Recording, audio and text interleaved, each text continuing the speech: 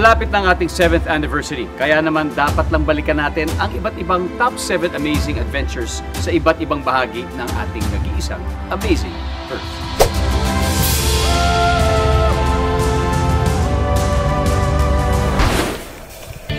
Kakaibang kasalan, mga bride and groom nag-I do sa ilalim ng karagatan. Take the plunge, yan ang sinabi sa mga ikakasal.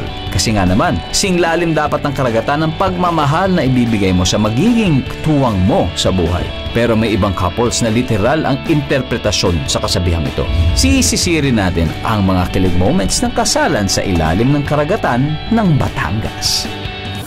Ang couple na sina Karina at Ian naka-full scuba gear pero ang kanilang wedding attire simple lang para madaling lumutang. At ang kanilang mga bisita, hindi lang kakaibang kapwa scuba divers kundi witness din sa kasalan ang mga isda at taklobo o giant clams. Here comes the bride, all dressed in white. At ang groom naghihintay hindi sa altar kundi sa ibabaw ng coral reef. At ang mga bisita, all out sport, walang tumututol sa underwater kasalan. Ready na silang mag-isang dibdib. Nauna ang groom sa kanyang promise ng forever. Tapos ang bride naman nag-I do underwater. You may now kiss the bride. Palakpakan ng mga bisita at nag-congratulate pa. Ang bride and groom naman lumangoy patungo sa future ng magkasama. Ang magkasintahang Richie at Sheila naman, simple lang ang seremonyas. Ang groom, imbis na formal suit, scuba gear ang suot. Siyempre dapat puno ang oxygen tank. Nauna na sa tubig. At sumunod ang bride sa kanyang puting wedding dress. Ang pawikan na yan ay isa lang sa mga bisita nila. Umpisahan na ang kasalan. Hindi halata kung pinagpapawisan man ang groom pero mukhang walang kinakabahan. At habang nagpapalitan sila ng I do, ang mga bisita nila sumasama sa eksena. Kahit sa palitan ng singsing, ang mga isda naki-witness din. Nagtawag pa ng iba. At sa parteng You May Now Kiss the Bride, tinanggal na ang second stage regulator na nakakabit sa bibig para wagas ang kiss na lips to lips. Mabuhay ang bagong kasal. At para sa mga hindi na mahintay ang kasalan, proposal pa lang pwedeng underwater din. Ang mga underwater weddings na ito, patunay na walang hangganan ang tunay na pag-iibigan, mapalupa o mapadagat.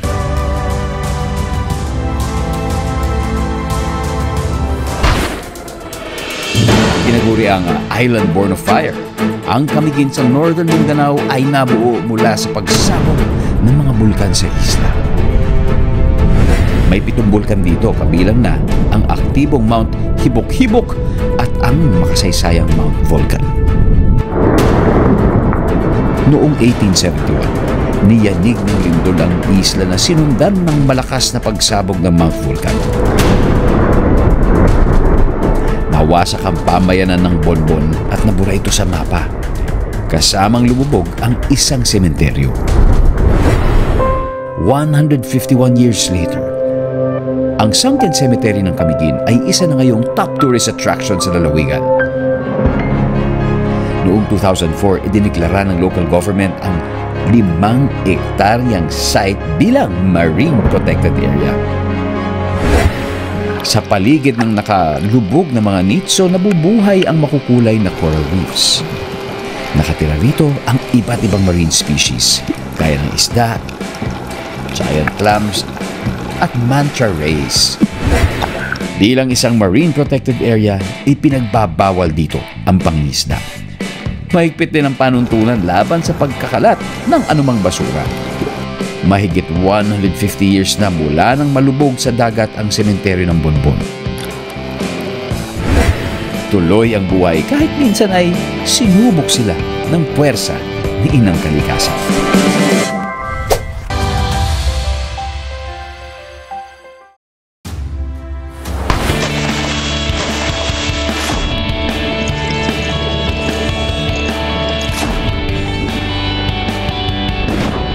Kita nyo ba ang dalawang namumulan niyang mga mata at halos sandose ng mga galamay? Huwag kayo mag-alala, hindi ito Martian invader. Kuha ito ng Blackwater diver at award-winning underwater photographer na si Scott Gutsy Tuazon sa Mindanao, Batangas.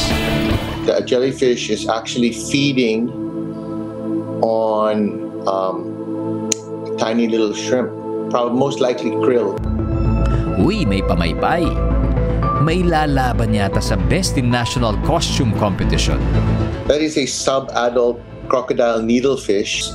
Normally those fish, they stay at the surface, and that's where they usually live and they feed. Ang isa namang ito, may paparol na kahit malayo pa ang Pasko.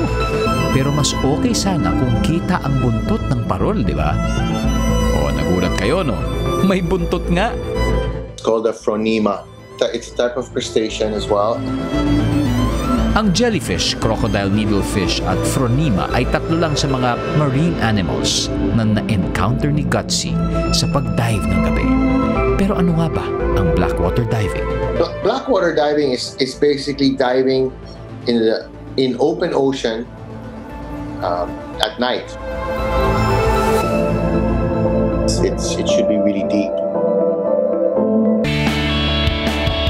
Sa unang tingin, iisipin mong nakalutang sila sa kalawakan. Mga nilalang na tila ibang planeta ang pinagmulan. Pero ang mga hayop na ito wala talaga sa space kundi nasa karagatan. Iilan lang ang mga yan sa obra ng multi-awarded underwater photographer at blackwater diving expert na si Scott Gutsy Tuazon. Almost everything was just, memorable because, you don't get to see that stuff when you're doing just a regular night dive or especially and day diving. I'm really a big fan of jellyfish, so I love all sorts of jellyfish. To Bataha, one time I had a tripod fish. The diamond squid is another fascinating creature that I really like. A lot of the larval fish that you see underwater during blackwater is really interesting. There's really a lot of memorable creatures, and I still haven't seen it all.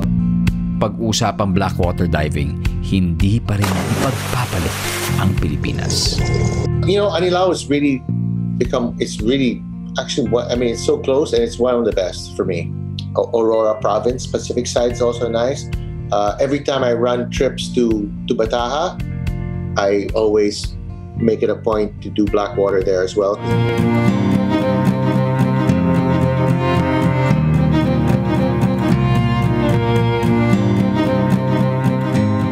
Good buoyancy skills is the most important for me. If you don't watch your buoyancy, you can find yourself just drifting down to depths that you probably shouldn't be at in the middle of the ocean at night. Kung akala nyo ay isang simpleng hobby o recreational activity lang ang blackwater diving, think again. Malaki pala ang ambag ng mga tulad ni Gutsy sa pag-aaral ng ating karagatan.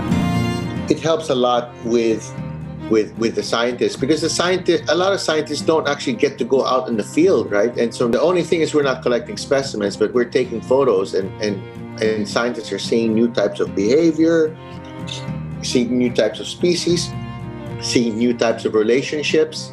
So that's why a lot of the scientists have joined the Blackwater Photo Group on Facebook because they realize the advantage of being able to see all these photographs day in and day out.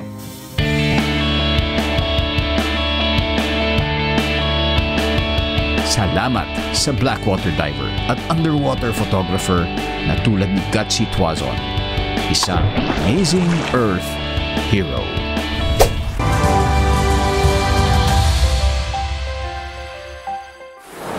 Taon 1999, nang unang tangkaing i-explore ang Hinatuan Enchanted River Underwater Cave System o HERUCS. Tandang-tanda pa ng geologist at cave instructor na si Alex Santos ang araw na yun. Siya kasi ang kauna-unahang diver na sumisid papasok sa underwater cave. Yung unang dive namin sa Enchanted River, nasubukan namin yung pagpasok sa kuweba na lumalaban sa napakalakas na agos ng tubig papalabas. Kaya may kahirapan kami pumasok sa loob dahil tinutulak kami ng tubig palabas. Hindi rin naman namin alam na itong agos pala ng tubig ay bumabaliktad. Kaya nung pangalawang dive namin, hinihigop naman kami papaloob. At nakakatakot. Kasi baka mahirapan kaming lumabas dahil sa lakas ng higop. Hindi na namin masyadong nakita kung ano ang meron sa loob. Noong 2010, isang major exploration ng cave system ang isinagawa. 3 divers ang kabilang sa exploration team. Sina Dr. Alfonso Amores, Mr. M.G. Guillermo at Mr. Bernil Gastardo, ang co-founder ng Filipino Cave Divers at tumayo ring expedition leader. Nabot din ng 11 years bago nasundan ang exploration ni Alex kasi kukunti lang ang cave divers dito sa Pilipinas. Na-discover namin na hindi madaling mahanap ang hantungan ng kuweba dahil palalim pa rin ito. Estimate namin hanggang ulagpas pa mga 100 meters or 300 feet ang lalim. Nalaman din namin na panay ang buga ng fresh water galing sa ilalim ng kuweba, hindi ito humihinto. Nakailang expedition pa ang grupo ng mga sumunod na taon. At noong ang 2015, isinagawa ang kauna-unahang rapid source assessment ng Enchanted River. Napaka-importante ng tubig sa buhay nating mga tao. Pag hindi natin inaalagaan ang natural na yaman na to, ang mga sumusunod na mga henerasyon ang magdudusa. Isang ang natural wonder, ang hinatuan ng Enchanted River. Nakakalungkot lang na tayo mga tao mismo ang naging sanhi ng muntik nitong pagkasira. Gaya ng panawagan ng local government at ng mga cave divers, hindi lang ang ilog at kuweba ang dapat bantayan kung hindi pati na rin ang kabundukang pinagmula ng tubig. Alagaan natin ang kapaligiran kung gusto nating manatili ang ganda at hiwaga ng ilog ng Hinatuan.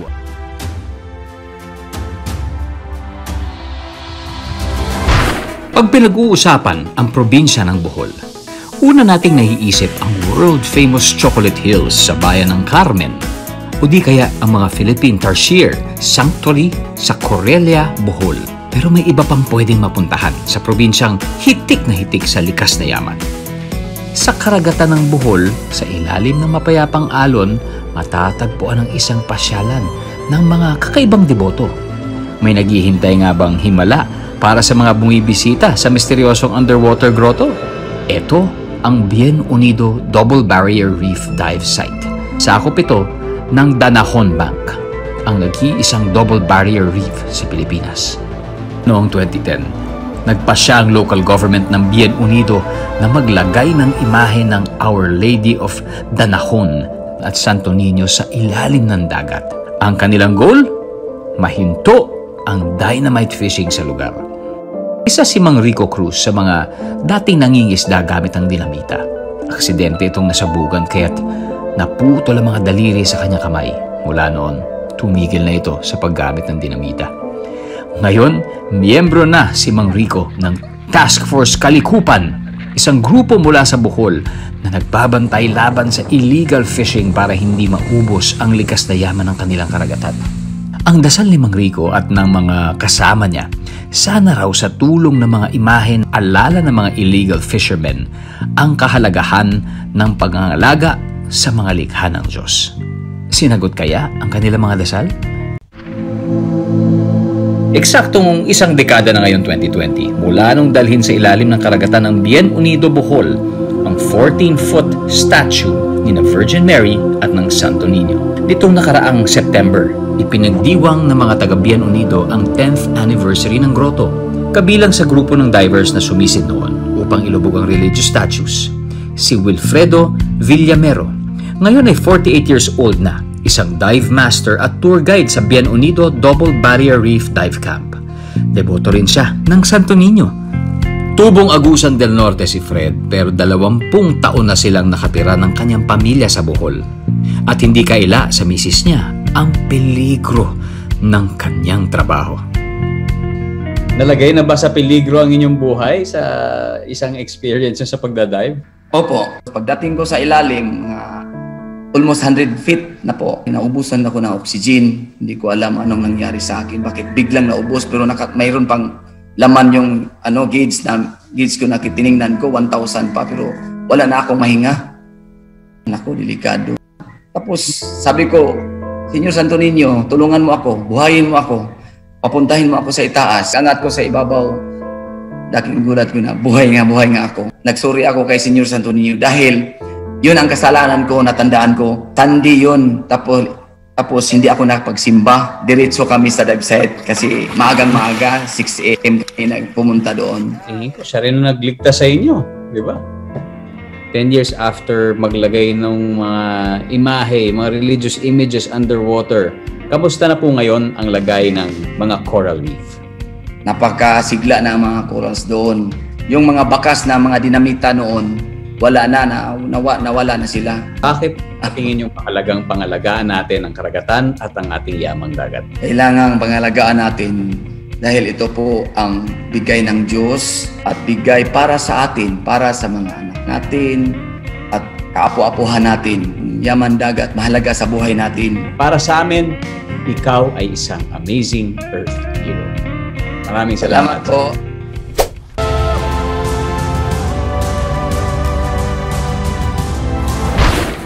Diver, sinisid ang mga kabaong ng dagat.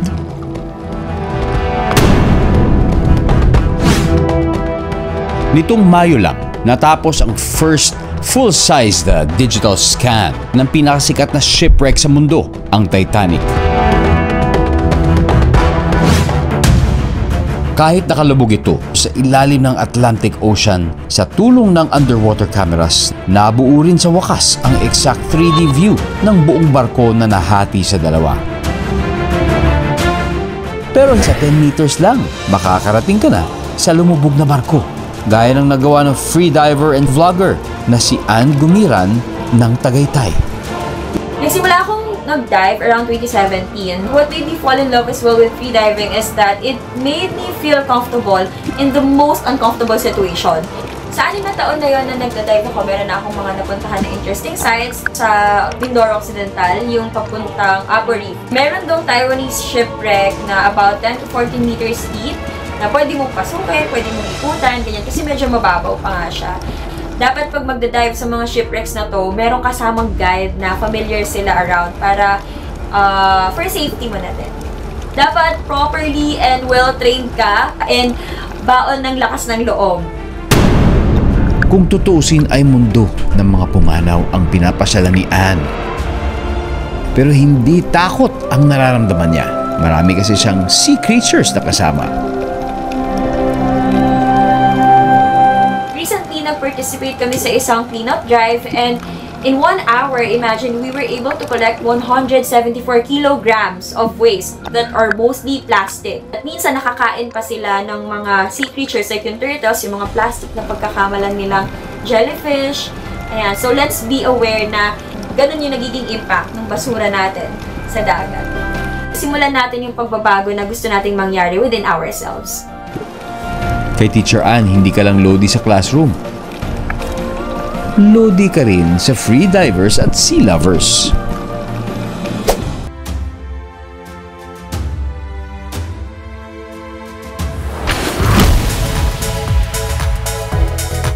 Ako si Jero Kahapin, isa akong scuba instructor, underwater photographer and videographer, and I travel to different parts of the world para mag-scuba diving. Taong 2015 na magsimulang mag-dive si Jeru. Ang pinakauna niyang sinisid ay ang Upper Reef National Park sa Occidental Mindoro. At ngayon meron ako mahigit 1,500 dive experiences. Isa sa mga paborito kong type ng diving ay ang diving with sharks. At ang paborito ko naman pating ay ang hammerhead shark. Ang mga hammerhead shark na ito ay makikita sa Mikimoto Island na located sa Shizuoka Prefecture sa Japan. Nitong Agosto lamang ay nabigyan tayo ng pagkakataon kasama ang ating mga kaibigan na makapag-dive sa Japan. Mahigit 50 hammerhead sharks ang bumulaga sa amin. Isa ito sa mga dives na hindi ko makakalimutan. Sobrang ganda nila sa ilalim, sobrang graceful ng bawat movement na ginagawa nila doon at talagang tipong ma-amaze ka kapag nakita mo sila. Pero may mga pating na minsan ay masama yata ang gising. Ito ang Maldives, isang grupo ng mga isla sa Indian Ocean sa South Asia. Nag-dive kami sa Nehru or kilala bilang Shark Tank sa Maldives. Pinipicturean ko ang maraming spinner sharks. Tapos, merong biglang isang spinner shark na lumapit sa aking akmang aatakihin ang aking camera. Akala ko ako yung kakagatin niya. Itinulak ko siya gamit ang aking camera. Umikot pa siya sa akin at yung ginawa ko naman ay itinulak ko siya gamit ang aking fins. Medyo natakot ako sa experience ko na yon. Pero bilang isang trained scuba diver, alam ko kung ano ang dapat gawin. Position yourself vertically na kung saan magmumukha kang mas malaki kaysa sa kanila. Sa kabila ng nakakakabang experience sa Maldives, there's no stopping Jerry. Ang mga pating ay hindi dapat kinakatakutan, kundi sila ay dapat nating pinapahalagaan at pinoprotektahan. Natututunan natin kung gaano kahalaga ang papel ng mga nilalang na ito sa marine ecosystems. Marami po kaming exclusive content para sa inyo. Just visit gmanetwork.com/entertainment at i-follow kami sa aming official Facebook, Instagram, X, TikTok at YouTube accounts.